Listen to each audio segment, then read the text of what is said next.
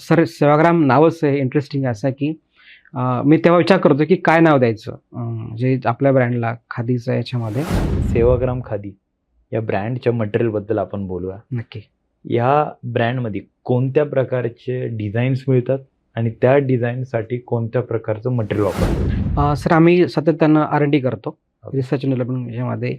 आणि नेहमीच असं असतं की आम्हाला नवीन प्रोडक्ट डेव्हलप करायचं आहे. आम्ही फक्त शर्ट्स म्हणून केली.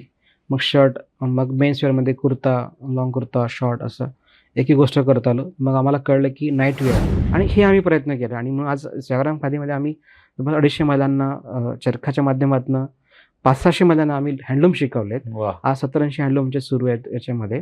असं असं करून आम्ही ते उभं केलं आणि सेवाग्राम खादी उभं झालं. म्हणजे ग्राहक म्हणून नक्कीच जोडा.